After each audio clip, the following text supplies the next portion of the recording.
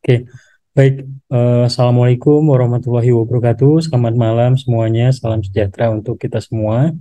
Terima Selamat kasih malam, Pak. sudah hadir malam hari ini di hari Jumat ya, tanggal 8 September. Saya minta maaf juga rekan-rekan ini ada yang sambil baru pulang ke rumah, tadi main badminton ya, olahraga.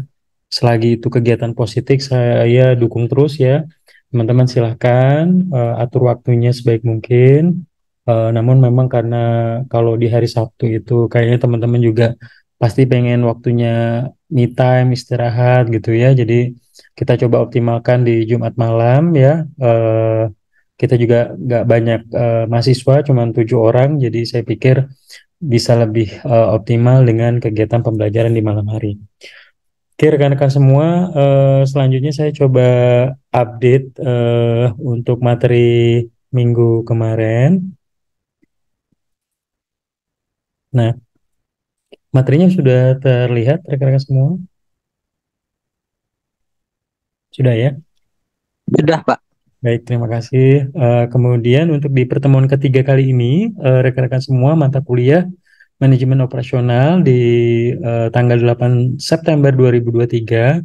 Jadi saya coba review. Jadi di minggu kemarin saya pengen teman-teman mencoba untuk menjawab beberapa pertanyaan ya yang dibuat dan diupload di dalam bentuk video di YouTube. Ada 2 orang yang mungkin belum mensubmit tugasnya. Kalau saya cek yang belum membuat tugas, silakan dibuat tugasnya. Jangan sampai tugasnya kosong. Walaupun tugasnya nggak akan setinggi teman-teman yang submit tugas tepat waktu, tapi saya minta setiap tugas itu dibuat karena saya nggak mau teman-teman nanti nilainya rendah karena nggak buat tugas seperti itu. Dan setiap minggu akan selalu ada tugas, jadi kalau misalnya minggu ini nggak dibuat tugasnya, pasti minggu depan nanti makin banyak tugasnya dan makin banyak tugasnya gitu ya. Jadi minta tolong untuk rekan-rekan bisa buat tugasnya untuk tepat waktu. Nah, untuk malam ini rekan-rekan semua di pertemuan ketiga sebelum nanti masuk materi yang akan saya sampaikan. Untuk malam ini saya minta Panghutan Alexander untuk bisa menjawab pertanyaan 1 dan 3 terkait 10 keputusan dalam manajemen operasional, kemudian perbedaan antara manajemen operasional dan manajemen produksi, kemudian 3 faktor utama yang mempengaruhi keputusan manajemen operasi, dan selanjutnya Alwan yang lagi memang perjalanan ya, si Alwan nanti akan menjawab pertanyaan yang keempat dan kelima mengenai manajemen operasi, apakah bisa meningkatkan daya saing perusahaan, dan yang kelima, contoh penerapan manajemen operasi dalam perusahaan jasa. Oke, kepada Panghutan, Alexander, sudah siap untuk present? Ya, Pak. Sudah, Pak. Perlu dibantu materinya di-share atau bisa di-share sendiri? Bicara aja, Pak. Boleh, Bicara boleh, sendiri, Pak. boleh, boleh, silakan. Waktu dan tempat saya persilakan ya.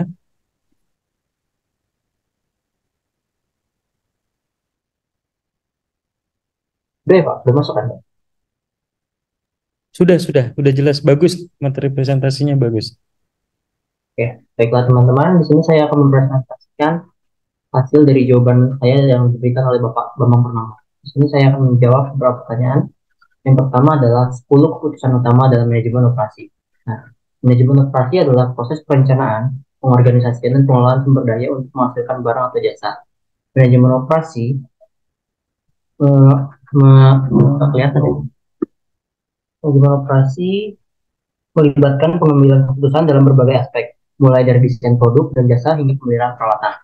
Ada 10 keputusan utama dalam manajemen operasi, yaitu yang pertama adalah desain produk dan jasa. Nah, keputusan ini berkaitan dengan spesifikasi produk atau jasa yang akan dibuat, termasuk karakteristik, fitur, dan kualitasnya.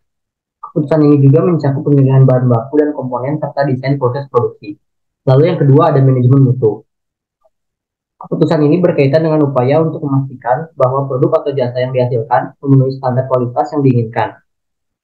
Manajemen mutu meliputi berbagai kegiatan, seperti pengendalian kualitas, jaminan kualitas, dan perbaikan kualitas. Lalu yang ketiga ada desain proses dan kapasitas.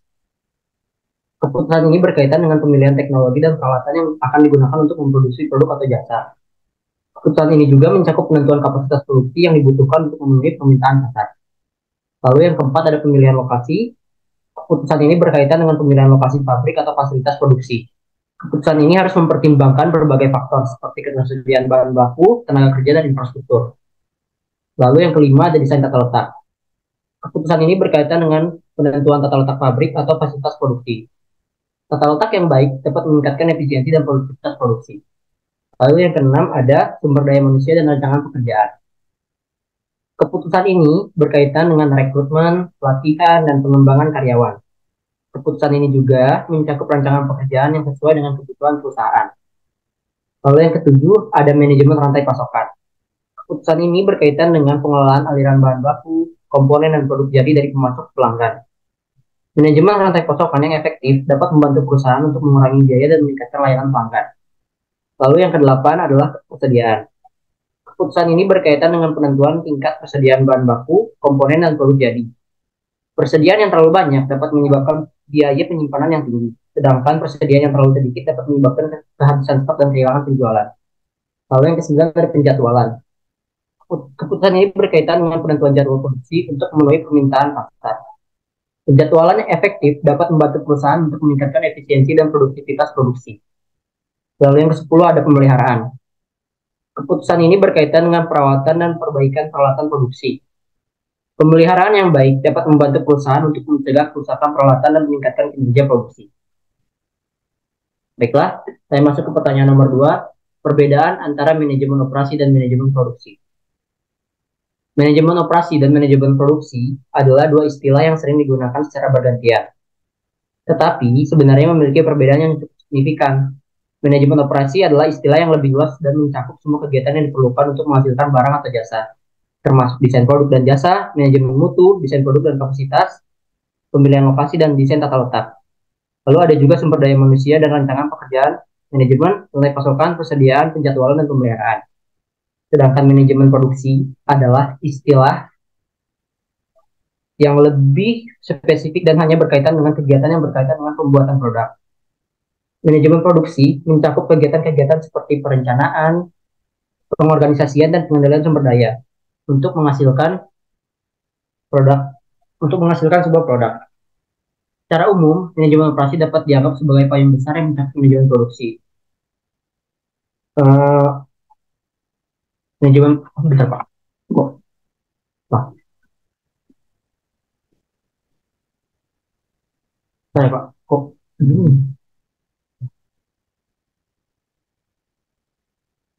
Oh ya.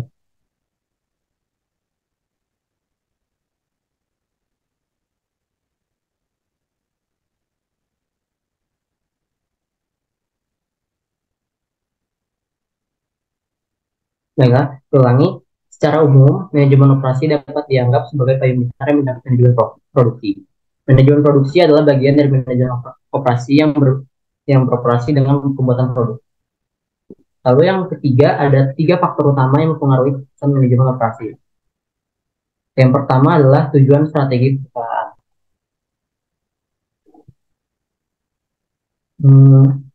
Untuk tujuan strategi perusahaan, keputusan manajemen operasi eh, keputusan manajemen operasi harus selaras dengan tujuan dan strategi perusahaan. Misalnya, jika perusahaan berorientasi pada biaya, maka keputusan manajemen harus difokuskan pada pengurangan biaya produksi.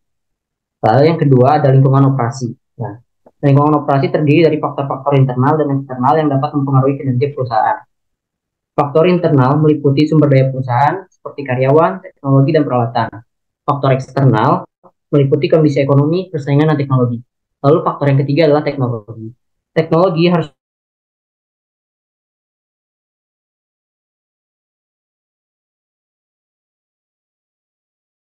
kemajuan teknologi yang dapat diterapkan untuk meningkatkan kinerja perusahaan. Pak, sudah Pak. Sudah selesai semuanya? Sudah Pak. Oke, baik. Jangan ditutup materinya. Saya boleh review. Yang pertama, Walau sambil ini ya, tadi buru-buru ngejar ya main badminton, si Panggiutan tepat waktu yang pertama, kemudian juga membuat materi dengan baik, dan penjelasannya juga saya lihat clear, materinya juga desainnya juga oke ya. Saya suka kekinian, kemudian jawaban yang diberikan untuk menjelaskan tiga pertanyaan yang diberikan tadi juga sudah clear, bisa menjawab ya, kayak tadi perbedaan antara manajemen operasi dan manajemen produksi ya, itu juga Ya, bagus banget. Terima kasih untuk Pangiutan, good job sama-sama dipertahankan Pak. ya, semoga bisa makin baik lagi ke depannya. Thank you ya. Terima kasih Pak. Ya. Afan ada yang mau bertanya, silakan. Teman-teman juga yang Saya ada tetap silakan boleh.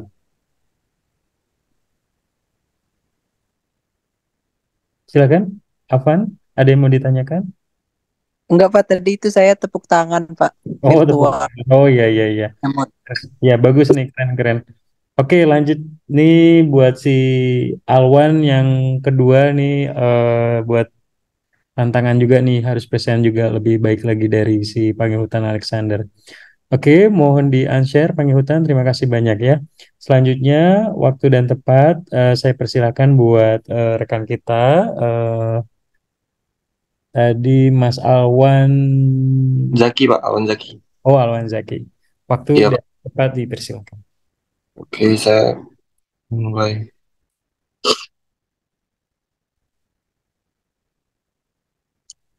Udah ada Pak? Share screen-nya Pak? Sudah terlihat jelas. Oh ya. Mantap. Baik, saya Maulon Zaki. Saya akan menjelaskan bagaimana manajemen operasi dapat meningkatkan daya saing perusahaan. Manajemen operasi yang efektif memiliki peran yang krusial dalam meningkatkan daya saing perusahaan. Berikut beberapa cara bagaimana manajemen operasi dapat berkontribusi pada peningkatan daya saing perusahaan.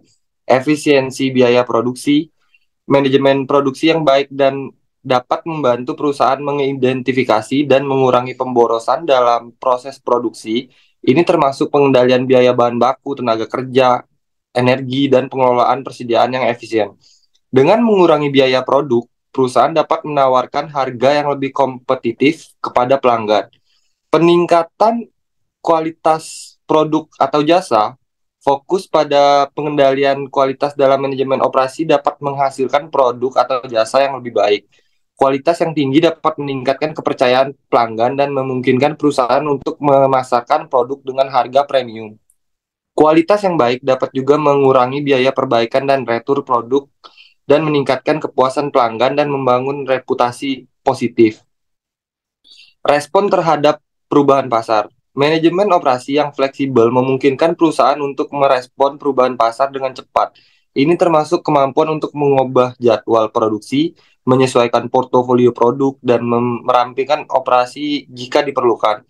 Perusahaan yang dapat beradaptasi dengan perubahan pasar akan lebih mampu memenangkan persaingan. Inovasi produk dan proses. Manajemen operasi yang proaktif dapat mendukung inovasi dalam produk atau proses produksi. Perusahaan yang terus berinovasi cenderung memiliki produk yang lebih menarik dan efisiensi operasional yang lebih tinggi. Inovasi dapat membedakan perusahaan dari pesaing dan menciptakan nilai tambah bagi pelanggan. Rantai pasokan efisien. Pengelolaan rantai pasokan yang baik adalah bagian integral dari manajemen operasi. Rantai pasokan yang efisien dapat mengurangi biaya logistik, mempercepat pengiriman produk kepada pelanggan, dan mengurangi resiko terkait dengan gangguan dalam rantai pasokan. Ini dapat membantu perusahaan menghadapi persaingan dengan lebih baik. Keberlanjutan lingkungan. Manajemen operasi yang berkelanjutan dapat menurunkan dampak lingkungan dan menciptakan citra positif di mata pelanggan. Praktik-praktik yang ramah lingkungan seperti penggunaan energi terbarukan dan pengurangan limbah dapat mengurangi biaya operasi jangka panjang dan meningkatkan daya tarik perusahaan bagi pelanggan yang peduli lingkungan. Pelatihan dan pengembangan tenaga kerja. Investasi dalam pelatihan dan pengembangan tenaga kerja dapat meningkatkan keterampilan dan produktivitas yang pada gilirannya yang akan meningkatkan efisiensi operasional. Tenaga kerja yang terampil juga dapat berkontribusi pada inovasi produk dan proses. Dengan mengintegrasikan semua aspek ini dalam manajemen operasi, perusahaan dapat menjadi kompetitif di pasar dan memiliki peluang yang lebih baik untuk pertumbuhan dan keberhasilan jangka panjang. Baik, saya lanjutkan untuk pertanyaan soal nomor 5. Contoh penerapan manajemen operasi dalam perusahaan jasa. Manajemen operasi juga sangat relevan dalam perusahaan jasa. Meskipun perusahaan jasa tidak memproduksi barang fisik, mereka masih harus mengelola operasi mereka dengan baik untuk memenuhi kebutuhan pelanggan dan menjaga daya saing. Berikut adalah beberapa contoh manajemen operasi dan perusahaan jasa. Penjadwalan layanan. Perusahaan jasa sering harus merencanakan dan mengatur jadwal layanan mereka dengan baik. Contohnya adalah sebuah perusahaan penerbangan yang harus mengatur jadwal penerbangan gate dan awak pesawat untuk memastikan penerbangan berjalan sesuai jadwal. Pengelolaan persediaan. Beberapa perusahaan jasa memiliki persediaan meskipun tidak sebanyak perusahaan manufaktur. Sebagai contoh, restoran harus mengelola stok bahan makan dan minuman mereka agar tidak kehabisan atau mengalami pemborosan. Pelatihan karyawan. Kualitas layanan dalam perusahaan jasa seringkali bergantung pada keterampilan dan pengetahuan karyawan. Manajemen operasi harus fokus pada pelatihan dan pengembangan karyawan untuk memastikan bahwa mereka memberikan layanan berkualitas tinggi kepada pelanggan. Pengukuran kinerja. Seperti dalam perusahaan manufaktur, perusahaan jasa juga perlu mengukur kinerja mereka. Ia bisa melibatkan pengukuran kepuasan pelanggan, waktu pelayanan, efisiensi operasional, dan metrik lainnya yang relevan. Manajemen antrian. Bisnis jasa seperti bank atau pusat panggilan harus mengelola antrian pelanggan dengan baik. Manajemen operasi dapat membantu dalam merancang sistem antrian yang efisien untuk mengurangi waktu tunggu pelanggan. Teknologi informasi. Perusahaan jasa sering menggunakan teknologi informasi untuk mengelola layanan mereka. Misalnya perusahaan perjalanan menggunakan perangkat lunak untuk mengelola reservasi dan pembayaran pelanggan. Perencanaan kapasitas. Perusahaan jasa perlu merencanakan kapasitas mereka dengan bijak untuk mengantisipasi lonjakan permintaan, terutama pada waktu sibuk. Sebagai contoh, sebuah bioskop harus merencanakan kapasitasnya untuk penayangan film yang populer. Pengelolaan rantai pasokan. Perusahaan jasa juga mengandalkan rantai pasokan untuk bahan-bahan dan sumber daya mereka butuhkan. Sebagai contoh, sebuah rumah sakit memerlukan pasokan obat dan peralatan medis untuk menyediakan layanan kesehatan. Dalam semua contoh ini, manajemen operasi dalam perusahaan jasa berperan dan dalam mengoptimalkan proses internal, meningkatkan efisiensi dan memberikan layanan berkualitas kepada pelanggan. Ini membantu perusahaan jasa mempertahankan dan meningkatkan daya saing mereka di pasar yang kompetitif. Baik, sekian dari presentasi yang dapat saya sampaikan. Terima kasih, Pak. Oke, baik. Terima kasih banyak. Tadi si Alwan ya. Iya, Alwan Pak. untuk dua pertanyaan tadi yang bisa dijawab terkait bagaimana manajemen operasi itu bisa meningkatkan daya saing perusahaan mulai dari efisiensi, optimalisasi sumber daya, kemudian contoh-contoh penerapan manajemen operasi dalam perusahaan jasa ya tadi seperti Iya. penerapan teknologi informasi, software, kemudian juga antrian misalnya di perbankan dan lain sebagainya. Itu terima kasih banyak, good job Alwan, terima kasih banyak untuk Iya, sesi malam ini. saya izin close share-nya ya, Pak. Boleh silakan. Oke, dua pemateri malam ini saya puas, senang banget. Terima kasih banyak, good job, dipertahankan. Teman-teman, karena kita cuma 7 orang, jadi saya minta, karena setiap minggu tuh ada tugas, mungkin ada yang presentasi, ada yang enggak.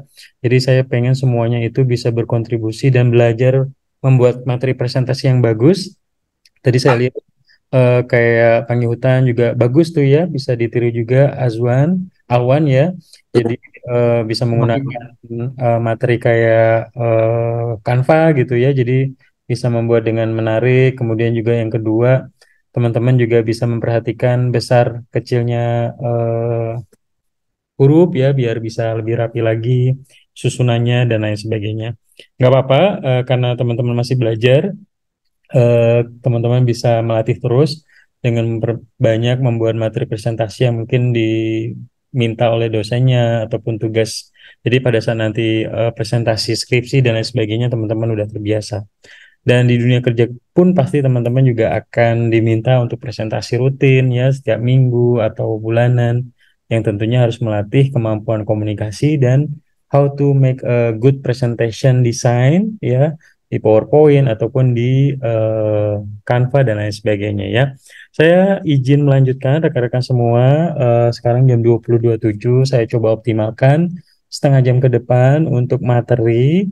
Tadi sebenarnya sudah ada pembahasan dari Alexander Panghutan tadi ya terkait materi yang akan disampaikan cuma sepintas. Nah, ini saya akan coba bahas lebih dalam terkait analisa penentuan lokasi pabrik di pertemuan ketiga mata kuliah manajemen operasional. Rekan-rekan semua, penentuan lokasi pabrik, mengapa ini menjadi sangat penting di dalam manajemen operasi? Hal ini dikarenakan ketika kita ingin membuat suatu pabrik, perusahaan di mana kita bekerja, ataupun teman-teman menjadi seorang owner, business owner, teman-teman harus memperhatikan lokasi pabrik ini sangat penting ya, karena ini sangat berpengaruh terhadap cost yang dikeluarkan, kemudian bagaimana pengembangan pabrik itu ke depannya, distribusi produk, supply produk, dan lain sebagainya. Jadi kalau di sini ya penentuan lokasi pabrik ini ditujukan tentunya tujuannya adalah memperoleh lokasi yang mampu memberikan unit cost dari proses produksi dan distribusi yang rendah dan memiliki efisiensi yang maksimum. Artinya, somehow, misalnya kita membuat pabrik itu nggak memungkinkan di tengah kota, ya, misalnya di tengah kota Jambi yang padat, kita nggak memungkinkan karena ini berpengaruh terhadap luas. Karena lokasi pabrik juga kita butuh yang luas, misalnya seperti itu. Kemudian juga terkait masalah lingkungan, gitu ya. Jadi teman-teman juga ketika menjadi seorang manajer operasi ya yang perlu diperhatikan adalah bagaimana kita memiliki lokasi yang benar-benar efisien dan tentunya bisa menekan cost dan juga bisa meningkatkan kualitas dari sisi distribusi produk dan proses produksi ya seperti itu. Jadinya istilahnya yang paling gampang adalah ketika kita pengen membangun pabrik, nggak begitu jauh misalnya ke tempat kita jualan distribusi produk kita misalnya ke pasar katanya katakanlah ya. Kemudian yang kedua teman-teman yang harus diperhatikan adalah misalnya supplier ingin mendistribusikan barang setengah jadinya untuk diproduksi oleh rekan-rekan. Jadi teman-teman bisa menentukan lokasi yang pas. Bagaimana sih sebenarnya menentukan lokasi yang tepat ketika kita konteksnya di dalam manajemen operasional ini menentukan lokasi pabrik.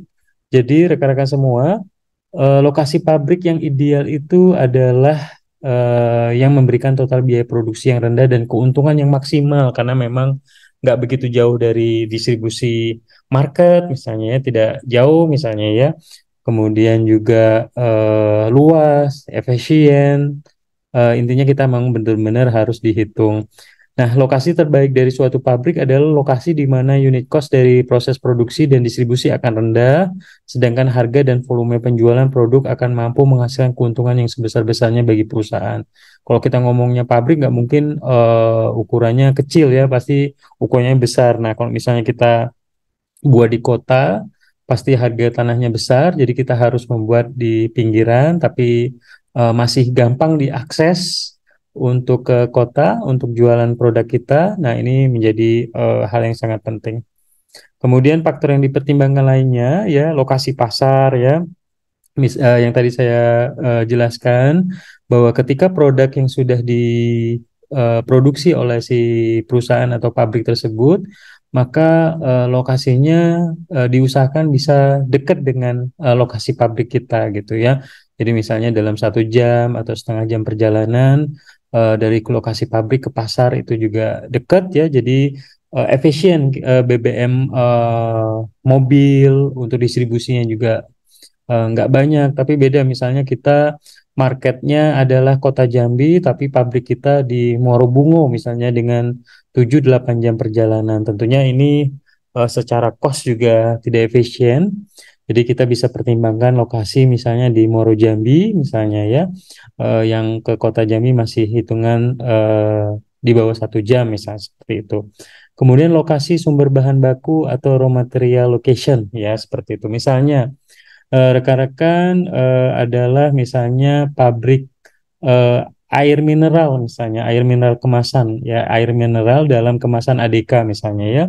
Nah, rekan-rekan bahan bakunya itu yang paling dekat ada di Muaro Jambi, ada di misalnya di Tungkal, ada di Sabak, ada di misalnya di Batanghari gitu ya. Nah, teman-teman harus menghitung ya. Jadi eh, kalau seandainya memang di Muaro Jambi atau di Batanghari itu yang paling tepat karena memang sumber mata airnya di sana lebih bagus untuk produksi. Jadi teman-teman nggak harus jauh-jauh. Jadi penentuan selain pasarnya di Kota Jambi sangat besar, teman-teman juga harus menentukan lokasi yang dekat dengan sumber bahan baku atau raw material location. Kemudian yang selanjutnya rekan-rekan semua anggota kelas terkait alat angkutan transportasi. Jadi kalau ketika kita tampau jauh juga secara cost juga besar dan gak efisien.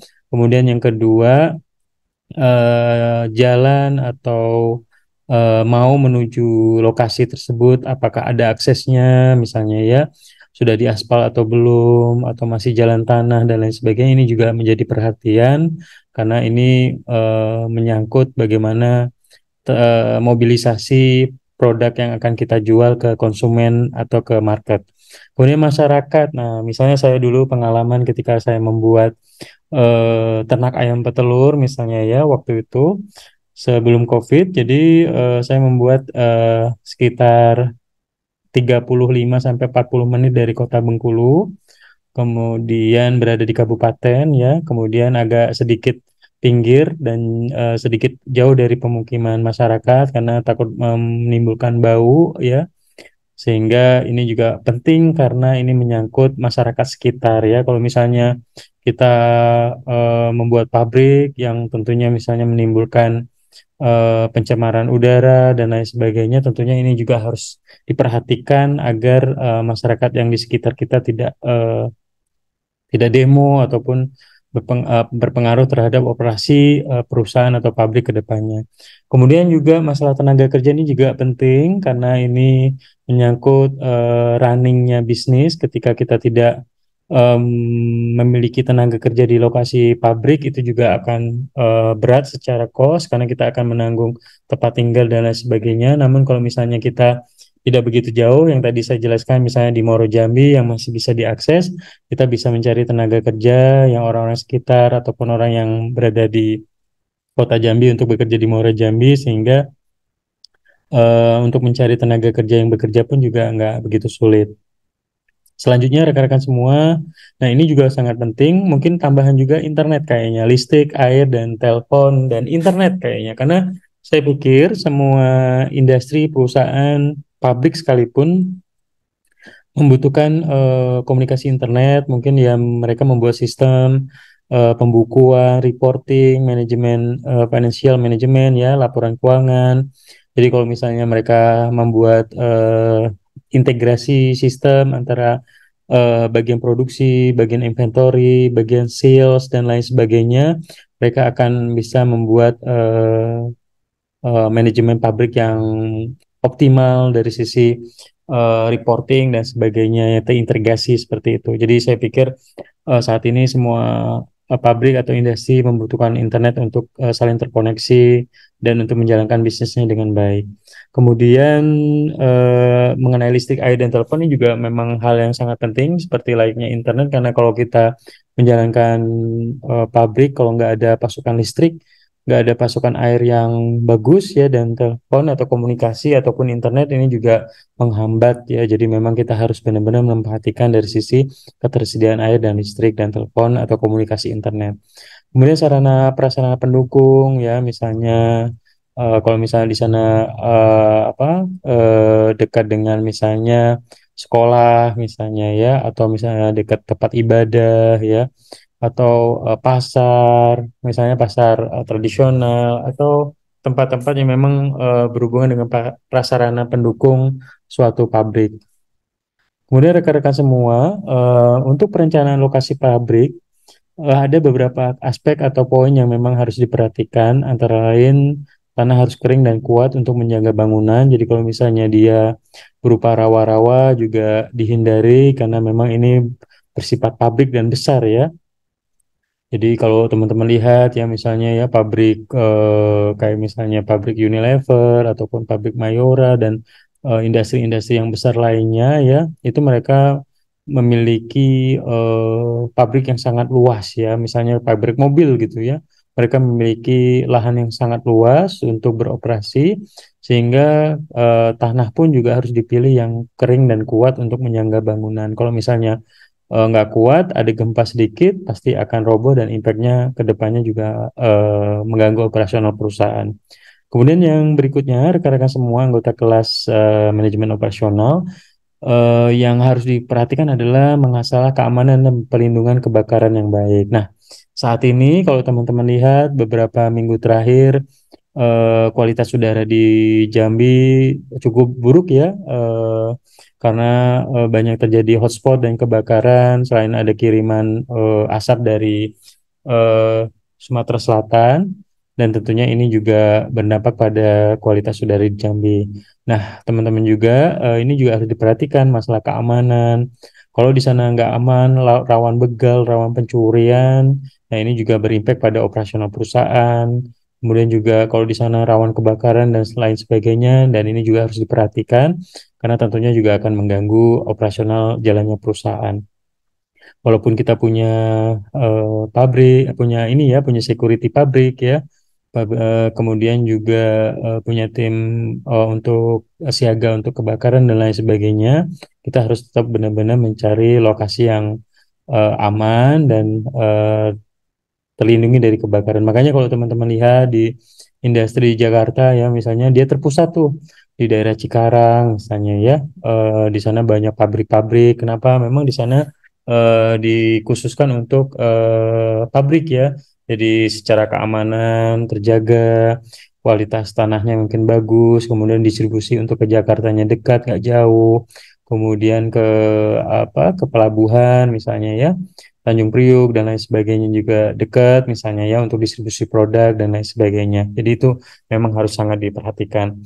Kemudian rekan-rekan semua anggota kelas manajemen operasional, aspek yang ketiga yang perlu diperhatikan adalah bila pabrik itu mengeluarkan asap ya, misalnya ketika produksi itu harus mengeluarkan asap besar, yang asap yang memang mengganggu, maka harus cukup memiliki lubang udara untuk membawa asap keluar ya. Jadi membuat ventilasi, atau kalau misalnya teman-teman lihat ya di daerah Sijinjang misalnya ya, ada pabrik pabrik yang beroperasi di arah Candi Muaro Jambi sana ya, kelihatan ya asapnya, mereka membuat cerobong-cerobong asap yang tinggi ya. Ini untuk menghindari agar operasional perusahaan juga terjaga dan tidak mengganggu masyarakat sekitar seperti itu. Kemudian juga dekat dengan transportasi masyarakat, misalnya transportasi ini untuk memudahkan karyawan khususnya ya ketika berangkat kerja, pulang kerja ya.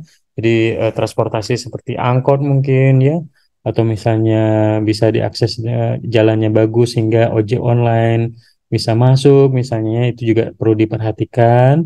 Kemudian cukup tersedia areal untuk bangunan sekarang, parkir kendaraan dan karyawan. Jadi benar-benar harus diperhatikan luasnya ya. Kemudian juga untuk parkir kendaraan karyawan, termasuk parkir mobil operasional untuk pengangkutan atau transport, pengangkutan bahan baku dan lain sebagainya. Kemudian ke rekan-rekan semua, anggota kelas manajemen operasional, ada beberapa metode penentuan lokasi yang mungkin nanti akan saya jelaskan kepada rekan-rekan ketika teman-teman menjadi seorang direktur operasi atau manajer operasi ya, ada beberapa yang diperhatikan, ataupun teman-teman ketika mungkin nanti salutos rekan-rekan ini nanti sukses ya, misalnya pengen membuat pabrik kelapa sawit misalnya, nggak mungkin rekan-rekan membangun pabrik kelapa sawit yang jauh dari kebun kelapa sawit gitu ya, jadi pasti dicari tempat yang memang dekat dengan kebun-kebun sawit warga gitu misalnya ya. Jadi ketika mereka panen, mereka bisa langsung menjual produknya ke kita, jadi secara cost transportasi bisa ditekan dan tentunya ini bisa menjadi keuntungan buat kita seperti itu. Nah, yang pertama ada metode beban skor ya, kemudian ada metode perbandingan biaya, metode break even point, metode pusat gravity dan metode transportasi. Saya coba akan menjelaskan satu-satu. Semoga bisa sedikit mengetahui bagaimana kita menentukan lokasi dari beberapa metode yang memang ini sudah digunakan oleh ahli dalam menentukan suatu lokasi itu layak nggak dibangun suatu pabrik sehingga bisa berjalan secara operasional perusahaannya dengan efektif dan efisien. Yang pertama metode beban skor, rekan semua. Nah, untuk penentuan beban skor ini kualitatif ya, metode ini sangat mudah digunakan, tetapi penilaiannya sangat subjektif ya, sehingga jarang digunakan gitu ya, karena sangat subjektif sesuai dengan penilaian mungkin si ownernya atau si manajer operasinya atau direktur operasionalnya gitu ya. Yang dilakukan adalah langkah-langkahnya seperti yang pertama menentukan faktor-faktor yang akan dinilai. Faktornya apa aja? Misalnya dekat dengan tempat ibadah, dekat dengan pemasok bahan baku, bisa diakses setengah jam dari kota, ada listrik, ada jaringan internet, kemudian jalannya harus sudah aspal misalnya seperti itu ya. Jadi kita bisa menentukan dulu faktor-faktor yang akan dinilai. Jadi misalnya teman-teman pengen bangun pabrik, dinilai dulu nih daerah mana nih yang paling pas, apa yang harus kita prioritaskan ya, aspek yang kita nilai itu seperti apa. Kemudian memberikan skor untuk setiap faktor yang dinilai. Jadi misalnya, wah ini di daerah Sungai Bahar nih paling bagus nih karena dekat dengan kebun kelapa sawit. Misalnya pada saat teman-teman pengen membangun pabrik sawit ya, dekat dengan kebun, di sana juga sentralnya sawit misalnya ya. Kemudian dekat dengan Kota Jambi juga pada saat misalnya nanti menjual produk minyak kelapa sawitnya, misalnya seperti itu. Jadi scoring-scoring ini yang nanti teman-teman menjadi angka penilaian sehingga memutuskan di mana teman-teman akan membangun pabrik tersebut. Kemudian memberikan bobot berdasarkan tingkatan, mana yang paling prioritas, mana yang paling signifikan mempengaruhi dari beberapa aspek atau faktor yang teman-teman tentukan tadi gitu ya. Kemudian kepentingan masing-masing faktor seperti apa, mengalihkan skor dengan bobot setiap faktor, kemudian menentukan lokasi dengan mendasarkan pada nilai beban skor tertinggi. Jadi ketika dari faktor-faktor yang ada dan dinilai dari bobot dan tingkatan kepentingan masing-masing faktor, teman-teman akan mendapatkan nilai beban yang paling oke dan teman-teman bisa menentukan, oh ini ternyata dari hasil analisa kita di lokasi ini kita akan bangun pabrik misalnya seperti itu. Nah, contohnya seorang investor merencanakan akan mendirikan perusahaan berupa rumah makan ayam RMA ya. Dari hasil survei awal telah ditentukan nih dua alternatif lokasi yaitu wilayah Sleman, Bantul, dan kota Yogyakarta. Sedangkan faktor yang akan dinilai terkait dengan rencana tersebut yaitu sumber bahan baku, sewa tempat, sarana transportasi, ketersediaan tenaga kerja, aspek lingkungan terkait dengan dampak dan lingkungan.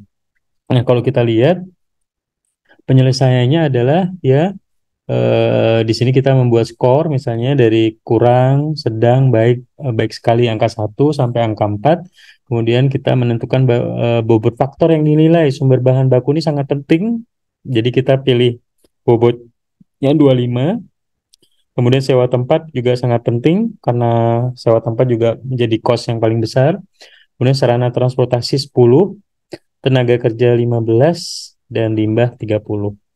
Nah, langkah yang dilakukan untuk menghitung skor setiap lokasi ya dari sumber bahan baku tadi bobotnya 20, sewa tempat 25, sarana transportasi 10, tenaga kerja 15, limbah 30. Nah, kita membuat bobot nih. Nah, dari angka 1 sampai 4, kurang, sedang, baik sekali misalnya di Sleman.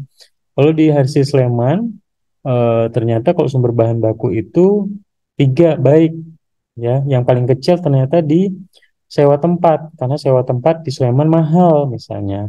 Nah, kemudian kalau di Bantul gimana? Ternyata di Bantul yang paling skornya kecil baik itu adalah sarana transportasi karena ke Bantul jauh misalnya. Nah, kalau di kota Yogyakarta ternyata yang paling rendah itu sewa tempat. Satu kurang. Kenapa?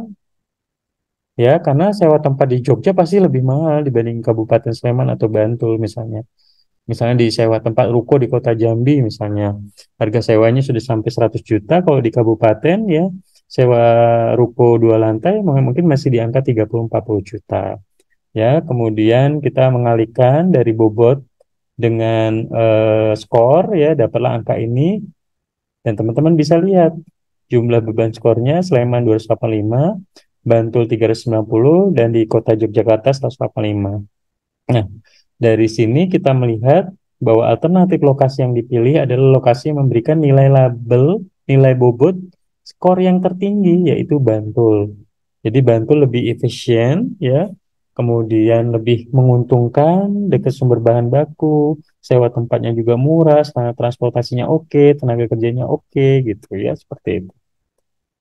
Oke, lanjut rekan-rekan semua. Metode perbandingan biaya ini adalah metode kedua yang bisa rekan-rekan gunakan ketika teman-teman membuat suatu keputusan penentuan lokasi pabrik. Metode ini tentunya dilakukan dengan membandingkan total biaya dari masing-masing alternatif lokasi. Nah, contohnya tadi ya, di Sleman, Bantul, kota ya, kota Yogyakarta, atau ketika teman-teman ingin membangun suatu restoran, jadi sebuah perusahaan sedang menilai pendirian pabrik baru. Terdapat 3 alternatif lokasi yang tersedia, Sleman, Bantul, Kota Yogyakarta. Perhitungan besarnya biaya tetap dan variabel pada masing-masing lokasi tampak pada tabel berikut. Yang pertama, misalnya ya di biaya tetap nih misalnya biaya sewa lah ya, bisa dikatakan biaya tenaga kerja misalnya.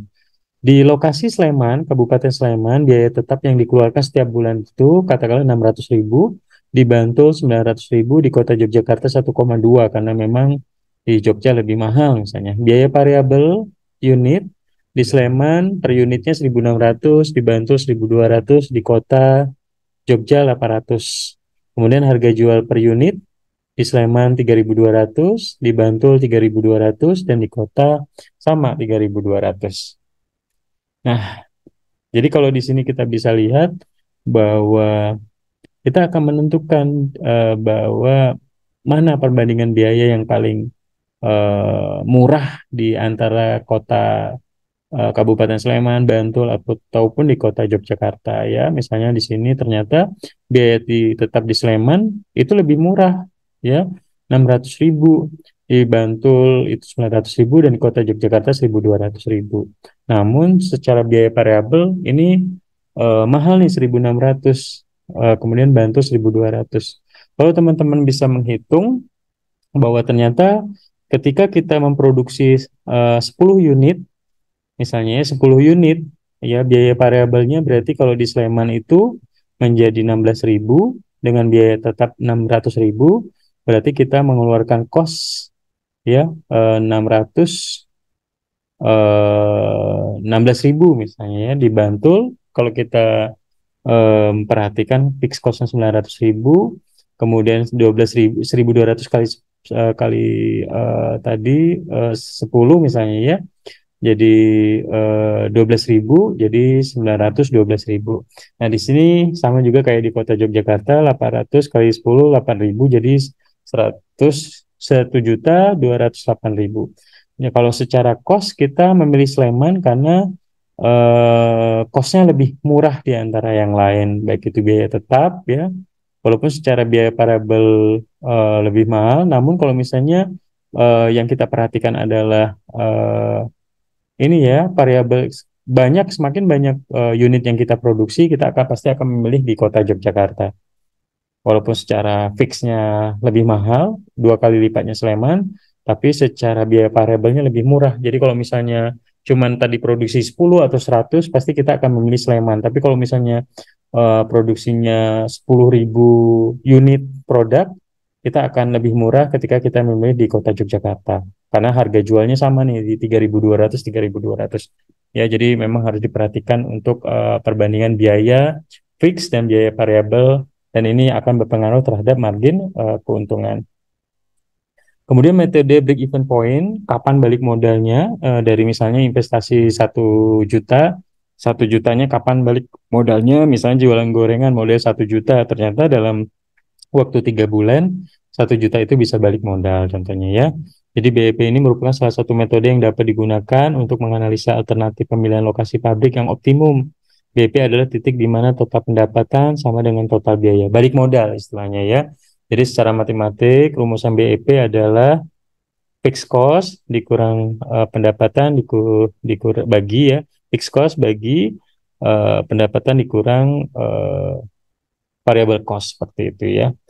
Kemudian dari contoh di atas maka contohnya teman-teman ya, BEP lokasi Sleman di sini 600.000, tadi ya fixed cost-nya 600 ya, harga jualnya 3.200, biaya variabelnya 1.600, marginal income-nya ya pendapatan bersih, margin keuntungannya ya 1.600. Jadi BAP lokasi Sleman 16.000 bagi 1.600, 375 unit. BAP lokasi Bantul 900.000 bagi 2.000, ini ya 2.000 hasilnya 450 unit. Kemudian BEP lokasi kota 1.200.000 dibagi 2.400 dapat 500 unit ya. Jadi kalau misalnya kita lihat dengan hitungan seperti ini, pasti kita akan memilih kota Yogyakarta karena kita bisa mendapatkan unit yang lebih banyak, 500 kali 3.200 harganya, itu kita bisa mendapatkan keuntungan demikian ya. Jadi kita harus benar-benar memperhatikan bagaimana perhitungan yang paling tepat untuk memilih lokasi pabrik. Kemudian ada juga metode transportasi, ini biasanya banyak juga digunakan terkait bagaimana kita bisa mendistribusikan produk berhubungan dengan supplier. Kalau saya pribadi ketika saya menjalankan bisnis, place atau tempat kita berusaha itu menjadi salah satu yang sangat penting karena ini berhubungan dengan kita gampang untuk mempromosikan tempat usaha kita. Yang kedua lebih gampang diakses oleh pembeli ya. Jadi usahakan tempat kita itu di ring 1 ataupun paling enggak di ring 2. Kalau memang jauh dari keramaian, somehow mungkin ada beberapa case yang memang kayak misalnya ya ada tempat-tempat dia buka rumah makan di jauh misalnya ya, tapi rame ya. Ada juga yang seperti itu. Cuman kalau biasanya saya berprinsip bahwa semakin dekat kita dengan market kita ya, lokasinya itu semakin mudah kita untuk mendekatkan diri karena tujuan kita adalah bagaimana kita dekat dengan market untuk menjual produk yang ingin kita jual ke pasar seperti itu.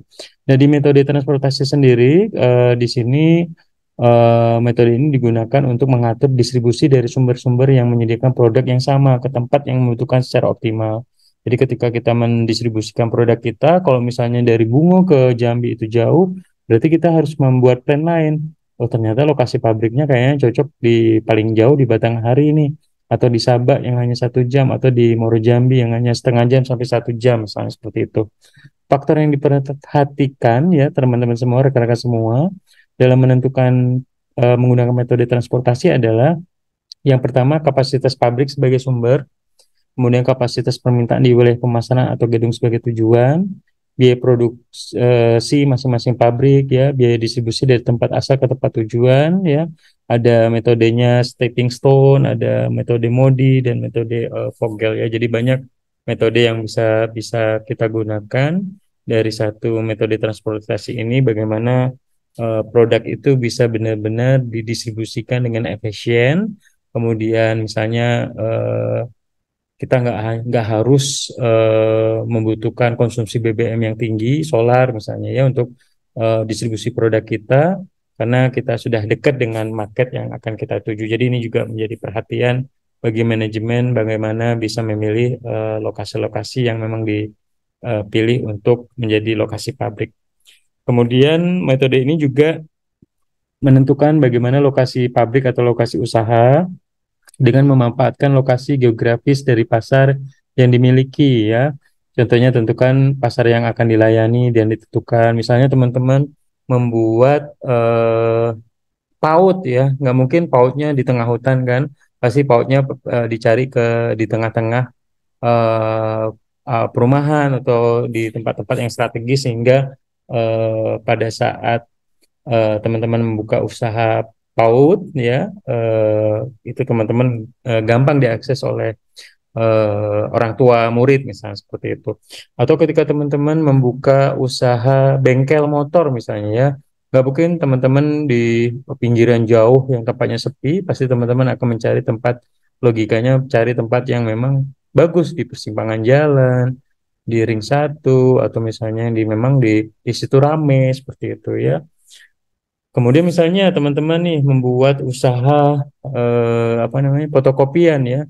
Kita harus cari juga tempat fotokopian yang ramai di mana ya. Oh, ternyata di kampus nih banyak mahasiswa butuh tempat fotokopi buat tugas dan lain sebagainya seperti itu. Jadi memang ini menjadi penting juga untuk masalah koordinat atau geografis yang kita layani dekat dengan market yang kita tuju. Oke, rekan-rekan semua, kalau ada yang mau ditanyakan, saya akan senang sekali menjawab terkait bagaimana kita menentukan tempat usaha atau lokasi pabrik di bagian ketiga, manajemen operasional di malam hari ini. Dipersilahkan ya. Nah, untuk Pak, tugas, saya mau boleh silakan.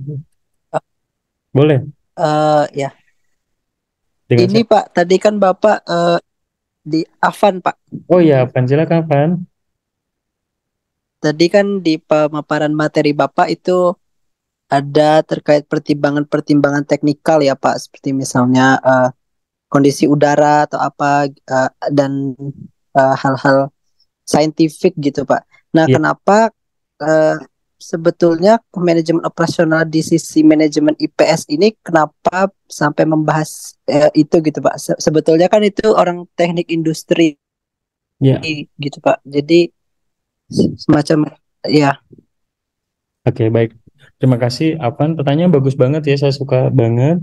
Afan, jadi memang di manajemen operasi ya, itu memang banyak sekali lulusan-lulusan manajemen industri yang masuk ke dalamnya karena yang pertama mereka konsentrasinya fokus bagaimana di dalam hal pembelajaran di manajemen operasi ya, sampai melakukan mungkin eh, visit atau magangnya pun di pabrik dan lain sebagainya. Kalau rekan-rekan di manajemen ya, lebih bagaimana bisa menggerakkan orang untuk bisa menjalankan misalnya ya, dari sisi Avan ya. Avan misalnya menjadi direktur operasi ya.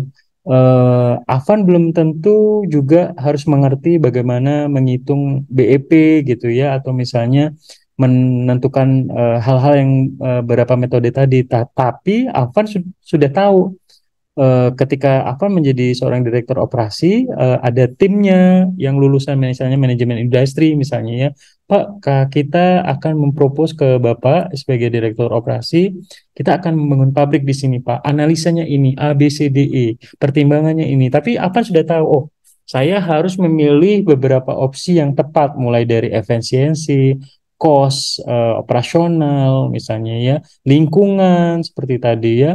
Kalau misalnya ini berbahaya bagi masyarakat, ini pasti impact-nya ke depannya berbahaya buat manajemen dan bagi perusahaan. Jadi walaupun Avan tidak melaksanakan dari sisi teknis ya misalnya, karena Avan kan lulusan manajemen, nggak mungkin Avan berhubungan dengan mesin ya, atau berhubungan dengan mesin-mesin pabrik ya, asap, cerobong dan lain sebagainya, karena itu berhubungan dengan bagian teknis ya seperti itu. Tapi Avan sudah tahu kalau perusahaan ini yang dijalankan oleh Avan ini berhubungan dengan masalah lingkungan karena ada pembuangan limbah misalnya ya, berarti limbahnya harus diolah gitu ya, dan harus ada aliran kali atau sungai yang memang setelah dilimbah itu diolah, dibuang, tidak mencemari lingkungan. Kemudian asapnya, misalnya kalau ada asap, kalau kita bangun itu di tengah-tengah pemukiman, pasti masyarakat akan demo nih ke Avan sebagai manajemen, direktur operasinya. Berarti Avan melakukan kesalahan. Kenapa Avan tidak memikirkan tempat yang agak di pinggir, tapi masih tetap dekat dengan kota? Jadi pada saat terjadi eh, masalah lingkungan, apa nggak ini sudah menyiapkan beberapa hal gitu ya. Contohnya mungkin yang kemarin kejadian Pertamina di daerah Jakarta Utara yang kebakaran ya, mungkin teman-teman tahu ya. Jadi sebenarnya tanah ya sudah tahu ya. Jadi tanah Pertamina itu sebenarnya luas namun banyak diakuisisi oleh masyarakat. Ketika terjadi kebakaran di kilang Pertamina di Jakarta Utara tersebut, akhirnya banyak kena masyarakat impact-nya ya seperti itu. Nah, ini hal-hal yang memang harus diperhatikan. Even kita bukan seorang teknis ya, mungkin lulusan manajemen industri atau teknik industri ya, teknik mesin ataupun teknik sipil atau berhubungan dengan pabrik ya, teknik kimia dan lain sebagainya. Tapi teman-teman seorang manajemen ya, jadi teman-teman berada di puncak pimpinan ya, sebagai owner atau sebagai orang yang mengemban tugas untuk menjalankan operasi dan jalannya bisnis perusahaan, teman-teman harus benar-benar melihat ketika memutuskan membangun pabrik, banyak hal yang harus diperhatikan.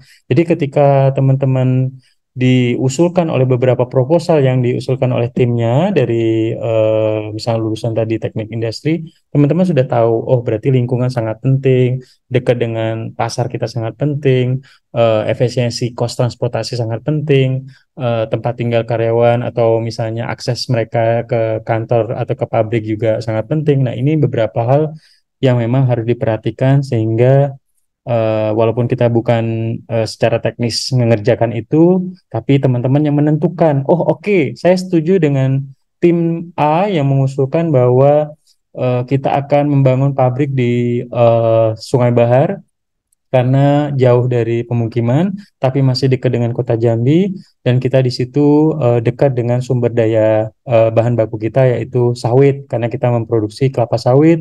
Di situ ada listrik, di situ ada air yang bersih, di situ banyak tenaga kerja, karena di situ dekat dengan masyarakat. Kemudian yang ketiga ada telepon, jalannya bagus dan lain sebagainya. Mungkin demikian ya, Afan ya. Jadi pola pikirnya adalah Afan sebagai pengambil keputusan dan Afan harus menentukan faktor-faktor yang sudah dijelaskan tadi, oh saya harus milih yang mana dari yang terbaik seperti itu. Kurang lebih bisa menjawab, Van? Iya Pak, Alhamdulillah. Makasih Pak. Oke, makasih ya. Oke, selanjutnya ini ada yang tanya juga, Kristandi, boleh silakan. Ya, Pak. Pertama-tama saya ingin mengucapkan maaf dulu buat Bapak dan teman-teman sekalian karena masih memberikan pertanyaan ketika waktunya juga mungkin sudah lewat sedikit ya. Boleh, boleh, Nah, Kak. Silakan. pertanyaan saya adalah terkait yang tadi tentang faktor-faktor penentuan dan metode-metode yang Bapak tampilkan di PPT tadi. Kita kan dapat melihat ada beberapa pertimbangan dalam menentukan lokasi pabrik, juga metode transportasinya, bagaimana.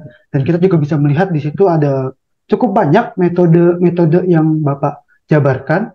Dalam prakteknya sendiri, Pak, kan ada metodenya ada banyak nih.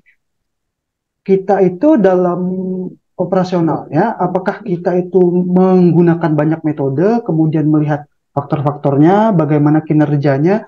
Jadi kita menghitung dari banyak metode, baru kita menentukan metode apa yang akan kita pakai, atau kita sudah menentukan dari awal, oh kira-kira metode yang paling efektif ini.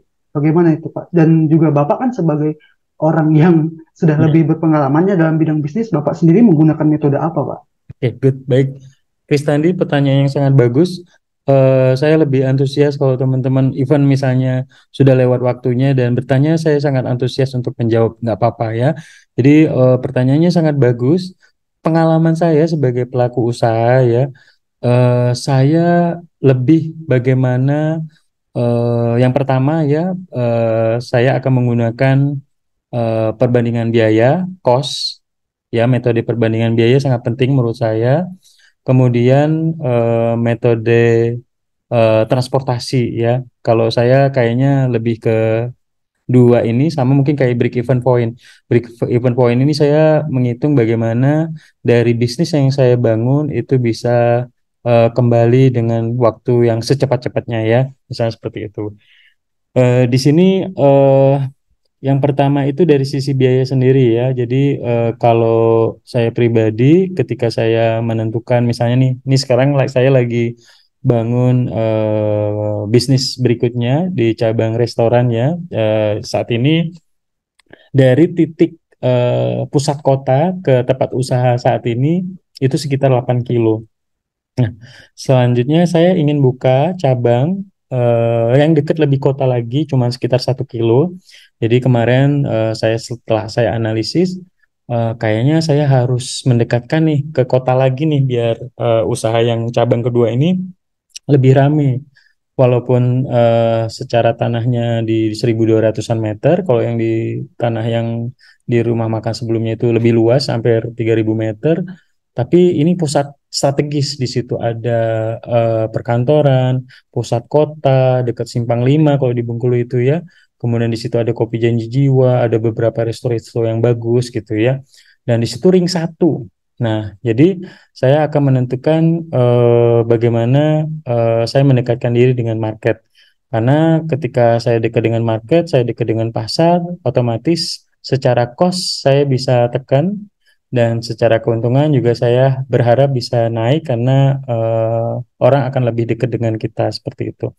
Tapi beda halnya dengan lokasi pabrik atau lokasi usaha lainnya. Jadi memang tergantung usaha kalau menurut saya. Contohnya kayak kemarin itu saya membuat usaha peternakan ayam petelur, saya harus memilih yang di kabupaten karena kalau di kota pasti impactnya akan bau karena dekat dengan masyarakat. Jadi saya memilih ke pinggiran. Jadi kayak pabrik-pabrik karet ya, pabrik-pabrik yang besar gitu ya. Itu juga memperhatikan juga masalah dampak lingkungan juga, AMDAL juga dan lain sebagainya. Jadi kalau kita perusahaan jasa ya pasti kita akan menentukan cost yang kecil, kemudian dekat dengan market, dengan konsumen ya seperti itu. Tapi kalau kita perusahaan yang produksi, kemudian membutuhkan lahan yang luas, kemudian ada asap, ada pembuangan, limbah dan lain sebagainya, pasti akan kita memilih di pinggir. Jadi konteks yang pengen saya jelaskan ke Kistandi adalah dari berdasarkan pengalaman saya sebagai pelaku bisnis di hampir 15 tahun ini, saya selalu melihat bahwa tergantung industri atau usaha atau bisnis atau pabrik yang akan kita bangun. Kalau memang pabriknya itu memang harus dekat dengan market, ya kenapa kita harus jauh-jauh gitu ya. Jadi ini berhubungan dengan jadi penentuan metode beban skor pembandingan biaya ini hanya sebagai tools saja ya. But the important things adalah ketika Kristani menjadi seorang business owner atau menjadi direktur atau menjadi GM atau menjadi manajer operasi di suatu hari nanti, ini adalah pendekatan tools. Yang terpenting adalah bagaimana insting kita melihat, oh, kalau saya memutuskan untuk memilih tempat ini, berarti konsekuensinya adalah A, B, C, D, E, dekat dengan market. Oh, kalau di sini jauh. Saya pernah membuat bisnis sebelumnya juga, eh, agak pinggir ya, bukan di ring satu. Dan ternyata itu salah satu langkah yang menurut saya salah, sehingga impactnya bisnis itu hanya bisa berlangsung 2 tahun 3 tahun ya. Saya pernah membuat bisnis itu tujuh usaha yang saya jalankan. Dari 7 usaha itu yang bertahan saat ini sekitar 2 usaha. Jadi 5-nya collapse karena COVID, karena nggak bisa bertahan di era digital dan lain sebagainya. Jadi pengalaman saya ya, menurut saya bagaimana kita bisa memilih lokasi dan lain sebagainya itu berdasarkan dari pentingnya adalah ya dekat dengan market. Kalau kita berhubungan dengan jasa, apalagi usaha UMKM dan lain sebagainya. Tapi kalau sudah berhubungan dengan pabrik yang jumlahnya industrinya besar ya seperti perusahaan otomotif atau misalnya yang jumlah karyawannya di atas 100 200 pasti kita membutuhkan lahan yang luas, pasti itu akan lebih ke pinggir. Tapi kalau UMKM yang kecil-kecil misalnya ya karyawan masih kayak saya nih karyawan masih di bawah 50 gitu ya. Masih bisa di dekat kota ya kenapa kita harus di pinggir gitu ya. Yang terpenting adalah kita bisa dekat dengan market yang kita tuju. Mungkin itu pengalaman yang saya dapatkan. Jadi metode ini nggak baku kalau menurut saya pribadi ya. Ini hanya pembelajaran teori yang mungkin bisa digunakan teman-teman untuk menentukan. But in the end adalah teman-teman secara insting bisa menentukan eh, metode apa yang paling pas untuk ketika teman-teman memilih untuk menentukan suatu lokasi usaha, lokasi bisnis, lokasi pabrik dan lain sebagainya. Mungkin demikian ya Mas Kristandi ya tadi ya. Pak, sangat Thank jelas. you. Terima kasih Ya, banyak. thank you Kristandi, good job ya, pertanyaan bagus banget. Nah, untuk di minggu depan rekan-rekan semua tugas kuliah ketiga ini tugasnya pribadi. Jadi minggu ke depan saya pengen Dede Rezanda sama Mikel Yufi Alfikri untuk membantu menjawab pertanyaan case analisis lokasi ya. Jadi ada PT Dunia Elektro yang ini case-nya saya buat sendiri ya, PT analisis Dunia Elektro ya, Dunia Elektro.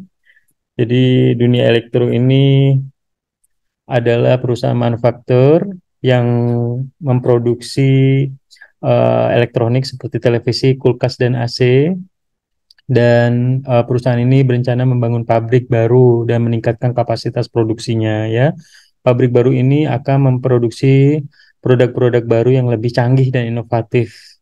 Nah, beberapa pertimbangan. Yang pertama, tadi biaya. Biaya adalah faktor yang paling penting. Kemudian akses ke pasar, bagaimana pabrik ini bisa diakses oleh konsumen. Kemudian pasokan tenaga kerja. Jadi pabrik ini juga nggak boleh juga jauh dari pemukiman atau masyarakat nanti yang mau kerja di situ siapa gitu ya. Kemudian insentif pemerintah ya, pemerintah daerah sering memberikan insentif kepada perusahaan yang berinvestasi di daerahnya. Berarti kita harus memastikan atau bisa memilih opsi-opsi kabupaten-kabupaten yang dimana pemerintah bisa memberikan insentif pajak yang murah, misalnya seperti itu. Nah, analisis lokasi dari PT Dunia Elektro ini mempertimbangkan 3 lokasi potensial. Lokasi A, lokasi ini terletak di dekat konsumen dan memiliki biaya bahan baku yang rendah, namun biaya tenaganya di lokasi relatif tinggi ya. Kemudian lokasi B, lokasi ini terletak di dekat sumber bahan baku dan memiliki biaya tenaga kerja yang rendah, namun akses ke pasar di lokasi ini relatif sulit. Lokasi C, lokasi ini terletak di tengah-tengah antara lokasi A dan lokasi B. Lokasi ini memiliki biaya bahan baku dengan tenaga kerja yang relatif wajar. Nah, keputusannya adalah setelah melakukan analisis, PT Dunia Elektro, sorry ya, PT Dunia Elektro, oke, PT Dunia Elektro memutuskan untuk membangun pabrik barunya di lokasi C. Lokasi C dipilih karena memiliki keseimbangan antara biaya, akses ke pasar, dan pasokan tenaga kerja. Kesimpulannya, penentuan lokasi pabrik merupakan keputusan yang penting dan dapat mempengaruhi kesuksesan perusahaan. Nah, pertanyaannya adalah, sebenarnya apa sih faktor-faktor lain yang dapat dipertimbangkan dalam penentuan lokasi pabrik? Kalau tadi kan ada akses ke pasar, biaya, pasar tenaga kerja, insentif pemerintah. Yang kedua, bagaimana cara PT ABC dapat menganalisis faktor tersebut? Kemudian yang ketiga, apa saja risiko yang dapat terjadi jika PT Dunia Elektro ya salah dalam menentukan lokasi pabrik. Oke, nanti materinya saya coba akan share ke rekan-rekan. Jadi mohon dibuat tugasnya. Kemudian yang belum buat tugas kemarin 2 orang, tolong dikerjakan biar nilainya diisi. Kalau sudah ada linknya nanti di PM ke saya karena teman-teman sudah saya kunci Google spreadsheet-nya. Jadi nanti di PM aja ke saya biar saya coba update di Google spreadsheet-nya ya. Nah, ini yang tugas kedua kemarin. Ini Dede Rezanda belum ada. Tugas Michael belum ada ya. Hari ini yang nanya Kristandri dan si Avan ya. Oke. Oke, untuk tugas ketiga teman-teman bisa update ke sini linknya.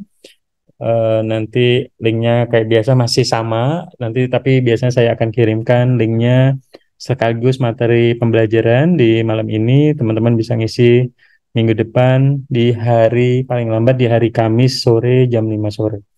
Nah, untuk malam ini rekap absensi ya. Hari ini yang presentasi Pangihutan, Awan juga tadi presentasi. Oke. Oke, untuk absen malam ini tanggal 8 ya, tanggal 8 September 2023. Sultan ada? Hadir, Pak. Ya, terima kasih Sultan. Kemudian Kristandi, Hadir, Pak. Afan, Hadir, Pak. Pangihutan, Hadir, Pak. Alwan, Hadir, Pak. Dede. Hadir, Pak. Dede belum buat tugas ya, dibuat ya. Iya, Pak. Baik, Pak. Michelle, Yufi, Michelle, Alfa ya. Iya, Pak. Baik. Oke, rekan-rekan semua, saya pikir udah cukup, sudah malam, rekan-rekan juga mau istirahat, tetap semangat, semoga materinya bisa membangkitkan semangat ya, karena manajemen operasi ini sangat benar-benar dibutuhkan eh, ketika teman-teman mau jadi seorang pebisnis ya kayak saya ya, ketika running bisnis sangat memperhatikan bagaimana semua aspek itu dipikirkan ya. Kalau teman-teman belajar di manajemen keuangan aja, teman-teman mungkin fokus gimana caranya membuat laporan keuangan, misalnya ya, laporan laba rugi dan lain sebagainya. Tapi ketika teman-teman menjalankan suatu manajemen operasi dari A sampai Z, gimana cara mengatur karyawan, tugasnya seperti apa, kemudian bagaimana kita mengatur supplier, gimana caranya kita membuat berkoneksi dengan bagian manajemen sumber daya manusia, dan lain sebagainya ya. Jadi banyak aspek yang teman-teman kerjakan ya, tapi ini menjadi posisi yang strategis untuk teman-teman ketika teman-teman bergabung di suatu entitas bisnis, perusahaan, dan lain sebagainya. Mungkin kalau di di pemerintahan mungkin agak sedikit berbeda, tapi kalau manajemen operasional ini lebih banyak terpakai ketika kayak saya nih di Telkomsel, sangat terpakai misalnya kayak kemarin kita ngurusin IndiHome ya misalnya ya. Gimana caranya dari tim sales, eh, ketika ada pelanggan yang mau masang IndiHome, kemudian ke tim teknis, kemudian kalau ada gangguan, nah itu semuanya terkoneksi, dan itu tugasnya bagaimana seorang manajer operasional itu memastikan semua yang di bawahnya operasional bisnis atau perusahaan itu bisa dijalankan dengan baik ya. Saya senang banget teman-teman aktif dan presentasinya juga malam ini bagus. Thank you Panggiltan Alexander dan Azwan ya, saya salah sebut namanya. Alwan. Alwan, Pak. Oke, oke, baik. Terima kasih, selamat istirahat. Mohon maaf jika ada yang kurang berkenan. Sampai ketemu minggu depan. Wassalamualaikum warahmatullahi wabarakatuh dan selamat malam semuanya.